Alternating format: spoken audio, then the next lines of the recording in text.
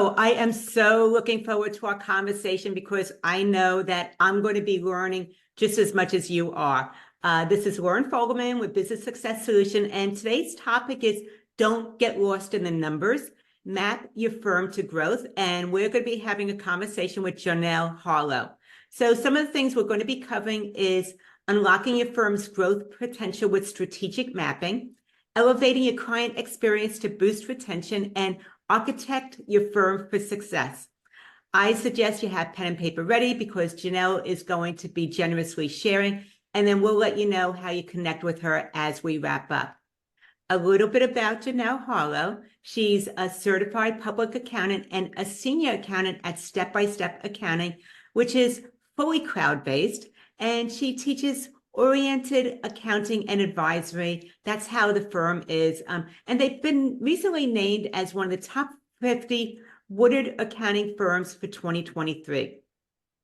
Janelle's on a mission, and it's to help business owners manage their finances and achieve growth.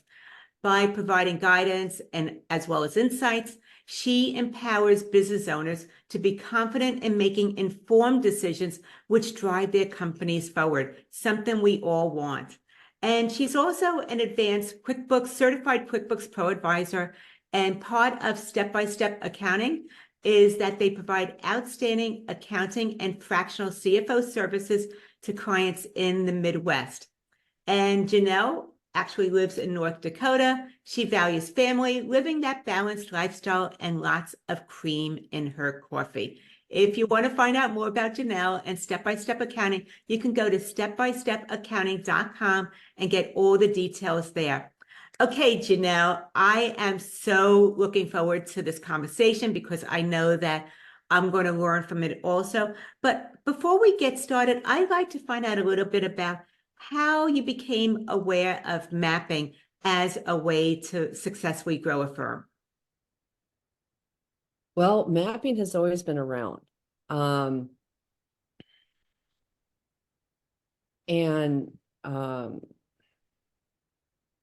the past, when you talked about mapping, and it was always workflow is what you were mapping. You can think of the old flow charts. You know, whenever we saw a flow chart, that was how we were mapping. Mapping has evolved. We're not just looking at mapping as getting directions to go someplace. We're now looking at mapping as being able to visualize data or information to better understand it, to be able to see the patterns and to make smarter choices. Some reasons to map in a business is mapping for consistency. We want the same result every time.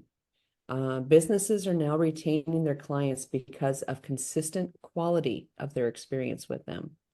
If you think about the concept of the turnkey franchise model in the E-Myth, no matter who's working, the experience is always smooth and reliable.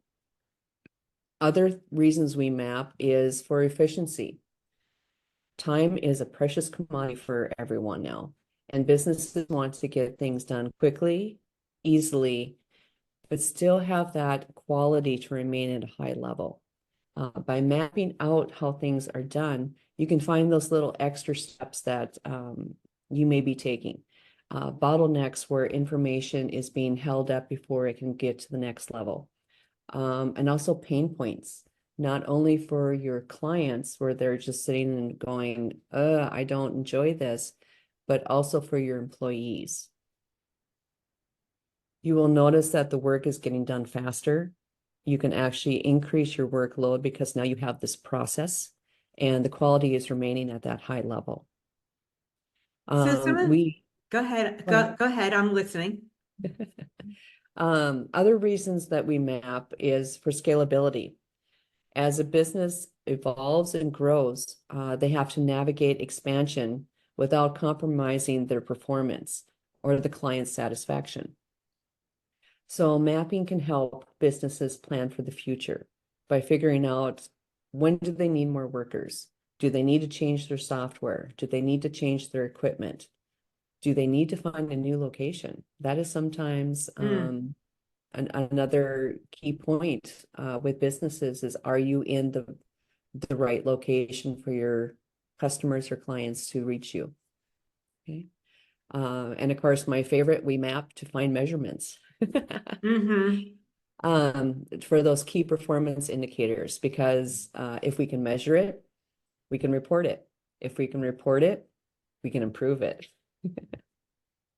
And sometimes is it possible to also uh map out the intangibles, so the things that aren't as concrete as far as KPIs go? So the softer side of a business, is it possible to map that out as well? Yes. Because as you go through your mapping process and you find things like that you can measure. So Mm-hmm. taking your lead conversion, Mm-hmm. um, how many contacts have you gotten? How many proposals, how many of that has turned into proposals that you have done? And how many of those proposals have resulted in onboarding clients for your business? That's very helpful. So part of what I see is that mapping has so many different uses. It's a very, very rich tool that you can use for your business, and that it gives you the visuals that you can clearly see as to the bottlenecks that might affect growth. And that's what I've been having a lot of conversations with firm owners about right now, is the bottlenecks. And a lot of times they realize that it's them as the CEO that is affecting the scalability and the expansion of their own firm. So mapping might be something that tends to highlight the whole process of where things get stuck, so that you can go ahead and eliminate that bottleneck and then open you up for expansion. Does that sound about right as to one way that you would apply that? Yes. Um, and we'll talk a little bit later about the Mhm. architectural viewpoint of mapping. But mapping is very visual. One of the best ways to map is post-it notes in a wall. Mm-hmm. Um, if you gather, and of course, whenever you do a mapping exercise, you want the people who are involved in those processes to be there, because they know what is going on. And once you start mapping it and putting the post-it notes on the wall, you start to see, oh, so I get to this point and then it has to go to this person, and then it goes here, and then it comes back, and then it comes over here. And sometimes it's just your efficiency, the workflow efficiency is not as smooth as it could be. So you can make those changes right on the spot. And I think that what you talk about by bringing in the whole team is very helpful, because sometimes what we think as a firm owner and then what's actually going on are two different processes. The people that are in the day-to-day, they know things that firm owners have no idea about. Yeah, yeah. They know And when the copier is broken and how long it takes for a repairman to get there and get it back up and going. Yes. mhm. So can you give an example about how maybe mapping has helped to improve a business or a firm? Um, oh, a good example. I had a client, they're no longer with us. Hmm. But when they came on board through the onboarding process, they kept talking about the E-Myth and how they read the book, they were going to run their business on the E-Myth. Okay. So um, after about 3 months, the business owner hired an office manager and asked us to be involved in the training process for that office manager. And so I came on site, I went to their business, and I'm like, okay, what do you want your office manager to do? What tasks are they going to be responsible for? And he just looked at me, and I'm like, okay, remember the E-Myth? You know, Hmm. where's your procedures? What tasks are assigned to this position? And he looked at me again, and at that point we stepped out. um, the employee had stepped out, and I was talking to him, and I'm like, you kept talking about how you were set up to be an e-myth company, and where's your documentation? Where's your business plan? What's going on here?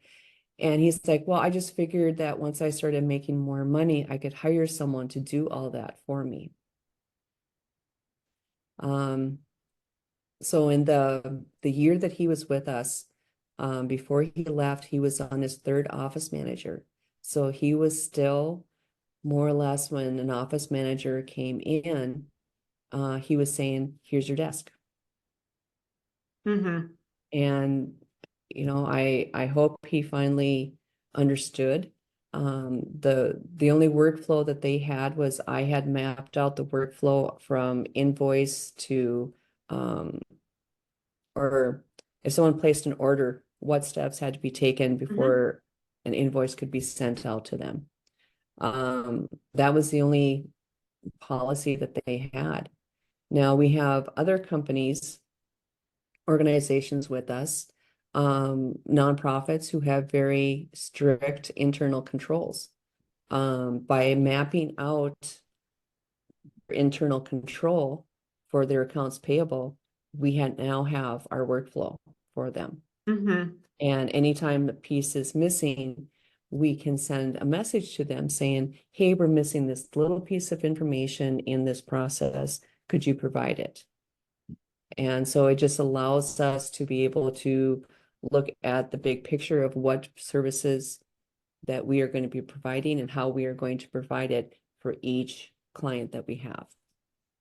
I really appreciate you sharing that, because part of what I'm hearing is that, based on the E-Myth, which is one of the first books that I read as well, you are really creating a position, and then you're looking to put the right person in that position so that they know what the expectations are, and there's a lot of transparency. The other thing that really hearing from you, similar to the McDonald's analogy, is that systems give you freedom. If you're Yes. able to have the systems, there's so much that happens that avoids mistakes and reduces frustration because of the fact that it is all standardized. And the last thing that you were mentioning, which I really want to highlight, is that it's not like you map out once and it's done and you never look at it again. This is something that actually evolves over time as you're using it, so that it actually improves efficiency or adapts to the growth of a business. Yes. So And it's not like you just do it and you put it away. right. And that is a very good point that I try to make to everyone. The system that you are creating, and the system consists of all of your processes and methodologies and other things that we'll discuss later. But your documents have to be considered living. I've heard them also described as evergreen or dynamic. What this means is that they are changed, they are updated as your business grows and adapts. And that is the biggest thing. Your business is alive, your documents should be alive as well, because they are going to, alongside of each other, grow and evolve. And it's a more strategic approach. One of the things that you did mention earlier was architecture mapping. So now you have my curiosity. I would like to hear more about what that actually means. Okay. Let's get into architectural. Mm-hmm. So the best way, I've got two images that you're going to have as I go through this model. And the first one is going to be a theater. Okay. So imagine people are coming into the theater and they're finding their seats. They look up at the stage, waiting for something to happen. Then the curtain comes up and you walk out and you start talking to your audience. This stage is going to represent the forefront of your business, the front end of your business, where your client engagement and interaction is taking place. Behind the stage, behind that curtain that the audience cannot see, is this whole system in place to support what is happening on the stage. So it's kind of the stage is where you're showing your performance, and the backstage is where everything runs smoothly. Okay. Mm-hmm. So in that backstage is where you're going to have the things that need to happen for you to present to your client. And what you're going to find is, if you think of the main stage as the first level in your structure for your Mm-hmm. system, okay? On that main stage is where the touch points are going to happen between the business and your client. And these are the moments that are going to shape your client's experience with you. It's on this stage that you're actually going to be showing your clients how much you care about them, making them happy, and also delivering great products and services to them. Then you come up a level, Mm-hmm. and that's where you're going to have the tasks that need to be completed. And here we're going to shift into your processes and your methodologies and your workflows. Okay. Where you do not have a workflow, or your routine day-to-day operations that are going on that happen every single day the same way, you're going to want to create a policy. And that's going to provide a framework to empower your team to navigate through those situations that have not occurred before. Okay. So Mm-hmm. the first level is going to be the main stage where you're interacting with your client. The second level is going to be the tasks that need to be completed. Then we need to come up a little bit further. And in this point, you almost want to start imagining a tree. So you've Mm-hmm. got things coming up. So now we get into the canopy of that tree. And we're going to be talking about the third level is what equipment or technology, what things do you need in order to complete those tasks? Whether it's the software, the machinery, or equipment, or other digital tools. This is going to help you be more efficient, to streamline your operations, increase your workload without decreasing that quality. Okay. And also in level 3 is where you're going to see your business growth. Because as you are going through your things that you need to complete tasks, there may be a software out there that is outside of your budget. You don't have the client base and the revenue to get that piece of software. Mm-hmm. So you're going to set yourself a goal. And as you set yourself goals, you're going to be growing your business. Hmm. Okay. So once you meet your goal and you're able to get that software, that's going to increase your efficiency. You're going to be able to increase your workload by X amount, and your quality is going to remain the same. Okay. Yep. The fourth level is where we're going to start talking about the position. What position in your organization is going to be responsible for completing those tasks? Now, I did not say person first. Mm-hmm. Organizational charts show position first and the current person in that position second. And there's a reason for that because, like in the E-Myth, this position is responsible for these tasks. This is what is expected for this position to do. By having that clear, that is going to ensure accountability for those tasks. It's Mm-hmm. also going to be very clear who does what, and you're able to maximize efficiency because it may be in your mapping process, you realize that you've got two people doing the same task in two different departments that you can now merge Mm-hmm. because they're doing, basically the same task, but two different departments. So it's good to be able to look at that, what positions are responsible for what tasks. And then And the fifth, go the ahead. Are fifth there more level. levels? Yeah, one last level. Okay, great. This is the important one. This is my favorite. It is the E-Suite influencers. That's my little nod to the E-Myth. Mm-hmm. This is actually where your vision and mission and values and goals of your business live. And they are like the little captains of the ships that are going to help decide where your company is going, how they're going to get there, and also what is it going to look like? What is it going to feel like? Um, so when you're making decisions and thinking about what you are going to do next in your company, these are the influencers that are going to influence how you are doing your tasks, how you are presenting your tasks. Things like how do you want your team to interact with each other? How do you want your team to interact with clients? Is there a certain format for how you want emails sent out? Is there a certain format that you want all of your financial statements to look at? What does your letterhead look at like? And also the values of your team. What values does your business have that you need your team to also have? Which is really going into culture. Mm-hmm. Mhm. Yes.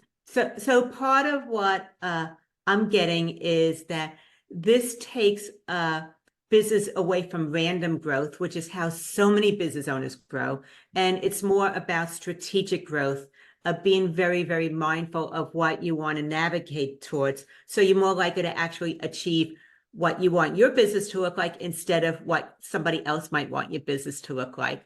And that you have 5 levels. I'm just going to review them really quickly because I was taking lots and lots of notes. Level 1 is the main stage, which is all about the client experience, which is so valuable. Everything is really about the client experience, which is why I believe you probably have it at level 2. Level 1. But then level 2 is more of the back office stuff of what are the processes, the SOPs, the workflow that needs to happen.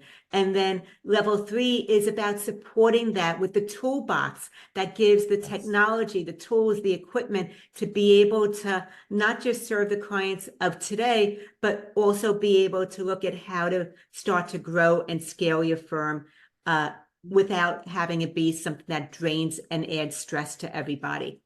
Then you move on to level 4, where you're identifying the positions that are required, because sometimes you might have things that need to be done, but you don't have that position yet even identified. And this starts to let you be more future focused by looking at the positions instead of just the people. And then the last one, which is the sweet spot, is the E-suite influencers. And that is really about having that clear vision of what it is that your ideal business looks like and what it is that you're driving for towards, so that it is aligned with your values. You're able to now create a culture. You're looking at bringing people onto your team that are aligned with your vision, your values, and fit into that culture. Did I miss anything? No, no, that was good. Thank you. Absolutely. And the way that you were able to describe it gave me that picture with each floor in a theater of how one actually blends in with the other. So you talked about the floors. Was there anything else that we're skipping as far as the floors go with the architectural approach? I just want to make sure that we got it all. Yes, no, that's good. I have an example Yeah. of doing this.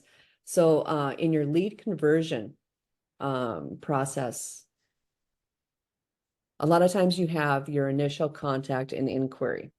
Okay, so if we were to map this now in this way, we have at the first level on that main stage, you are being contacted for information about your business. Mm-hmm.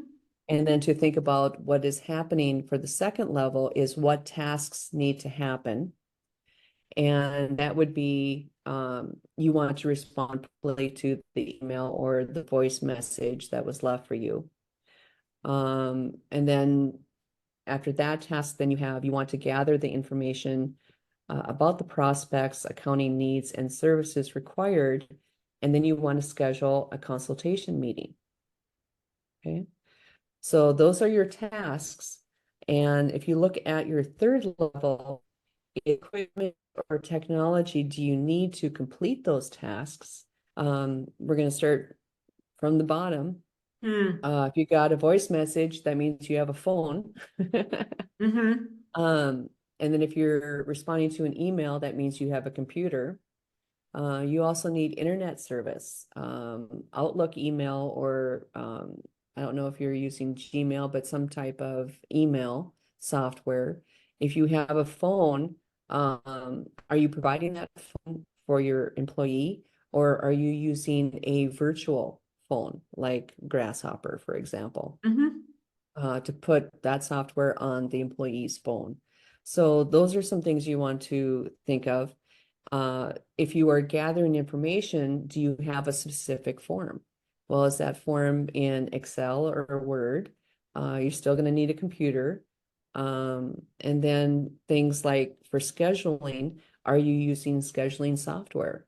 Like Candly, for Mm-hmm. example. So a lot of the basic equipment you're going to see is used in all of your tasks, but there's going to be specific equipment that you need for specific tasks. So then going up to the fourth level, what position is going to be responsible for completing these tasks?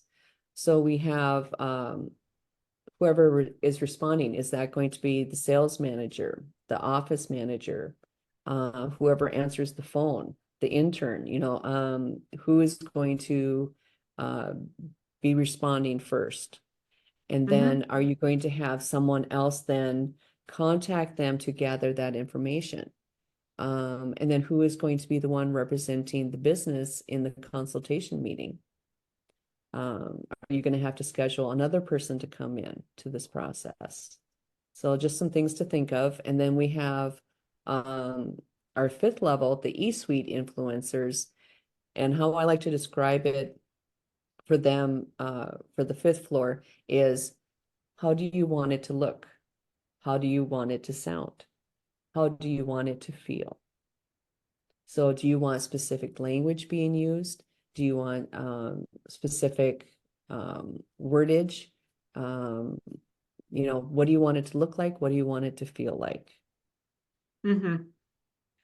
So what I'm hearing is that as you're describing this, I'm thinking about my business, and that this is something that really could be applied to a firm of any size, from the Yes. smaller firms all the way up to really the big four, and that it's adaptable. But what it does is it takes a lot of things that might be in someone's head, and now is able to get it out of your head so that it can be delegated, it can be improved upon, and Mhm. it also can be adding to the awareness of something that you might have missed totally. Yeah. That could actually improve the whole process. And the best part about it is think about using it as a training Mm-hmm. material. When you have someone come in and, like the E-Myth, they have, you have your company organization book, your manual, and it details how you do everything so that no matter who is doing it, they can do it the exact same way. Mm-hmm. Mm-hmm. Um, so that is the other part of it as well. For using it for training materials, it is really good. And one of the things that you tend to light up is on 4 5 with the E-suite influencers. So can you go a little bit more into maybe how that particular level, the influencers shape the growth of a firm? Mhm. Um, have you ever had a business owner, client that you are onboarding and you're like, okay, so what is your vision and mission? And they look at you and they're like, I want to make money, Mm-hmm. a lot of money. That's really where you want to start asking them questions. And these are the E-suite, those influencers. Um, how do you want your company to look? How do you want your logo to look? Do you have a specific format for your messages to go from your team to your clients? It's just asking, how does this look? How does this feel? Mm-hmm. And I talk about how does this feel, because that really is, how do you want your client to feel? when this is presented to them. Mm-hmm. One of the things that we have done in our firm is we have, we call it the cover for the financials, but there is a page 2. And on that page 2, we have a breakdown of any key performance indicators that the client wants to track. We have a short summary of what the balance sheet looks like and what it means. And we have a short summary of the profit and loss. And again, we have a couple accounts that we're usually tracking more closely than the rest, you know, because you'll have, you know, your a portion of your expense report is actually going to only make up maybe 5% of total expenses, but there are a couple that you are really watching: your payroll, your repairs. For some people, it's contract labor. So just those things that we just want to call out so that when they do look through, they're like, there it is, there it is, there it is. And then when we meet with some of our clients, we are meeting monthly to go over their financials, some are quarterly. And when we do have our meetings, we go through those financials, and we're asking, answering their questions, and we're explaining why the debt increased when they took out that other loan. Why does it look on the profit and loss that they are making money, but yet when you go to the statement of cash flows, there isn't any money? Yeah. You know, what is that debt repayment going through just to make those debt payments each month? Yeah. And this is part of where I see it being more of the advisory role that you're starting to move into, because you're not just asking the compliance questions, but you're really starting to get a better understanding of how what's going on now affects their future. So one of the things that's I'm curious about, would you have this initial conversation as part of a kickoff meeting with a new client, or where does it fit into that map as far as the onboarding process? For a lot of our clients, we have some packages include doing budgeting and cash flow planning, and those are the clients that we're going to take them through that process.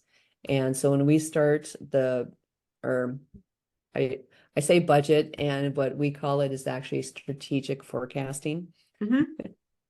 Because it just sounds better, because we are actually looking at what they have done in the last 12 months, and then we are forecasting what the next 12 months are going to look like. And then we put in things that we know that are going to repeat, some things that we don't really know, but we can estimate based on the last 12 months. And then we look at the debt repayment. As we're doing that, then we're also asking, well, this is how we've been doing your accounts payable. You know, what do you think about if we did it this way? You know, it would streamline the process a little bit more. Instead of you writing the checks, why don't we use bill.com? And then each weekly, as we're going through the cash plan, we can designate, okay, these are the bills that need to be paid. This is the cash that we have, and we got enough, so let's pay all the bills this time. And say next time, well, don't really want to pay this bill because we have these loan payments are coming out early next week. So let's wait the extra week. You know, we've got a week more for the due date for that bill. So let's wait and see if we don't get more more accounts receivable coming. So by doing this and having these meetings with them, it leads towards more predictable growth. And it also improves the cash flow of a business, because now it's being done more strategically, instead of someone just having a bill come in and either they're totally ignoring it and forget about it, or they're paying it immediately and not looking at the bigger picture. Right. The question that comes up out of that also is, once you create this, do you find that there's a trigger or a time when it's great to get it out again and review the map? Reviewing the map, I would always say yearly. Mm-hmm. Because when you're doing a strategic forecast, that's just the best time to have your maps and your goals and the things that you're going to look at. And with some of our business owners, just having this is the month revenue that you need to be bringing in, not so much what you're selling, but what you are actually bringing in your accounts receivable each month. That really helps them because they can go out and they can sell, but they don't Mm-hmm. realize that they're not collecting the money very fast. So, yeah. Absolutely. So this is a great way to be able to lay everything out in a very visual way. It's easy to look at. It complements SOPs. So what particular tools would you say? Is it just having a whiteboard or maybe big Post-its that you put on the wall and you start to do a brain dump there? Any particular tools that you find you enjoy when you're doing mapping? Okay, when I map, I love the post-it notes on the wall. That is my favorite. Uh-huh. Especially if you splurge and you get the colored post-it notes. Yep. Um, but I've seen you can do this in whiteboard. And I know like the Microsoft Teams, you can share a whiteboard in a team meeting and everyone can write on the board. So that is helpful as well. Um, a, a lot of it, if you want to have something that looks like a flow chart, PowerPoint, I know early in my career we would use PowerPoint to make flow charts. I know there is Lucid Chart, that is a flow chart software, and you can also do other types of mapping as well. But they've got the stock diagrams and that you can just drag over and then you can enter some Mm-hmm. text. So that is a great way to do that. If you're looking more for a checklist, starting out, you can do an Excel spreadsheet. You can do a Word document. There is a software called Jetpack Workflow, and that is you create jobs broken down into tasks that can then be assigned to different team members.